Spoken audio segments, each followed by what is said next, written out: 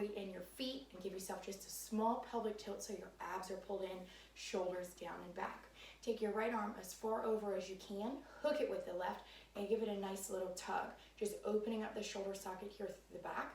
You can circle your wrist a little bit in that right arm if that feels good. It also feels nice if you take your left ear to your left shoulder, opening up the right side of the neck right here. Take one more nice deep breath. And then take that right arm up and over. If you can get it, grab on with your left hand as your right fingertips draw down your back. Again, it's easy to open up your chest too much, so just make sure your core is still connected.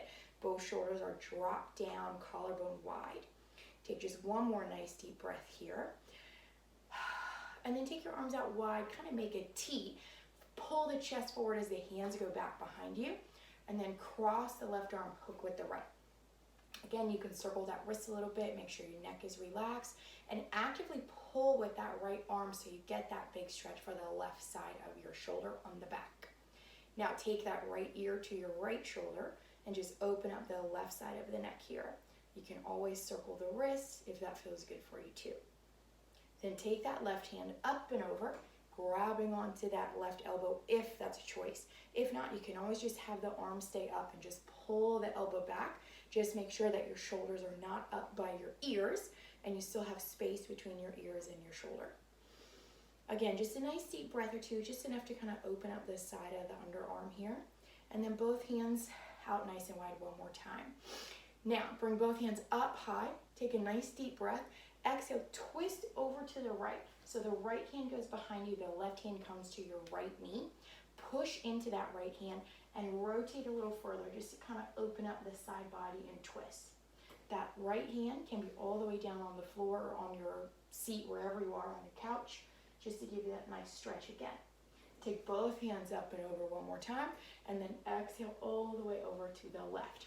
So I'm really using that right hand to push and twist a little bit deeper into the stretch. And then both hands back up to the center. Flip your palms so they face up to the ceiling, and again, drop your shoulders down. You're going to round your torso, curl forward as your hands come in front of you, so palms facing forward. And then sit up as tall as you can and almost over sit up, look up to the sky, open up the front side of the body a little more. Same thing, exhale, round down, curl as the hands come in front of you, drop the chin, make sure you're looking at your belly button, and again, up and over. One last time, rounding down, and then both hands up and over. Bring your hands back down by your side, just seated again, same position you were before. Take that right foot, be easy, and see if we can't get into that piriformis and stretch your foot out a little bit. So again, you can point, flex, circle the ankle. You want to make sure the ankle joint is on the other side of your knee so that your ankle isn't over sickling there. Sit up as tall as you can. Let that knee droop down as far as possible. Don't force it, but give it a little pressure. If it's an option, you can always lean forward, looking towards the toes on the floor. Bring yourself back up, sit up tall, switching your ankles.